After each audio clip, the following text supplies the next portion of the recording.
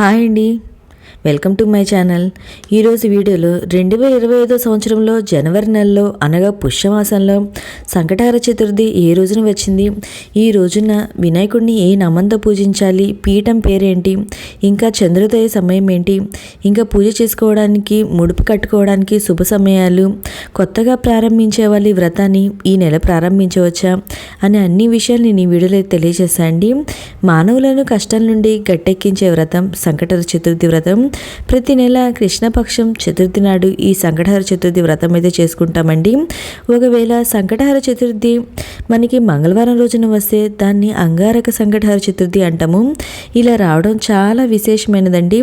గణపతికి అత్యంత ప్రీతిపాత్రమైన తిథుల్లో ప్రధానమైనది చవితి తిథి.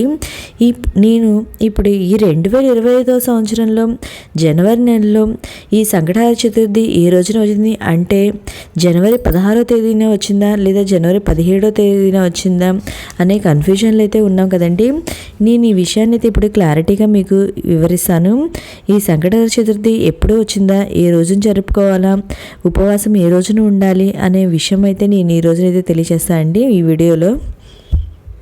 మనకి 2025 సంవత్సరంలో జనవరి నెలలో సంకటహర చతుర్థి చవితి తిథి ప్రారంభం వచ్చి జనవరి 16న అనగా గురువారం రోజున రాత్రి తెల్లవారుజామున 4:01 అయితే ఈ చవితి తిథి ప్రారంభమయ్యి అది 2025 సంవత్సరం జనవరి 17వ తేదీన అనగా శుక్రవారం రోజున రాత్రి తెల్లవారుజామున 5:08 ఈ చవితి తిథి ఉంటుందండి.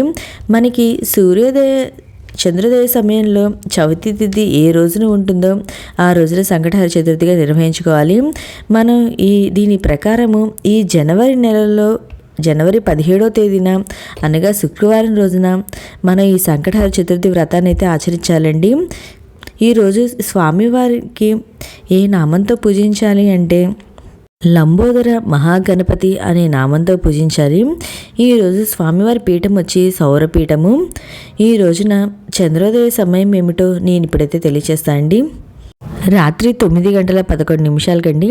ఇంకా మీకు ఎవరికైనా చంద్రోదయ సమయాలు కావాలి అంటే నా కామెంట్ బాక్స్లో కామెంట్ పెట్టండి, ప్రతి ఒక్కరికి రిప్లై అనేది ఇస్తాను. ఇంకా ఈ సంకటహర చతుర్థి కొత్తగా ప్రారంభించే వాళ్ళు ఈ నెల ప్రారంభించవచ్చా అంటే తప్పకుండా ప్రారంభించవచ్చండి. ఇది ఎప్పుడైనా ప్రారంభించవచ్చండి. మనం ఇన్ని నెలల్లో అనుకుంటా స్వామివారికి ముడుపు కట్టుకుంటా ఒక సంకల్పంతో మనం ఈ వ్రతాన్ని అయితే ఆచరించవచ్చు. చాలా మంచిదండి. ఈ వ్రతాన్ని అయితే ఆచరించడం వల్ల మనకున్న అన్ని ఇబ్బందులు కష్టాలు మనకేమైనా కోరికలు ఉంటే అవన్నీ నెరవేరుతాయండి.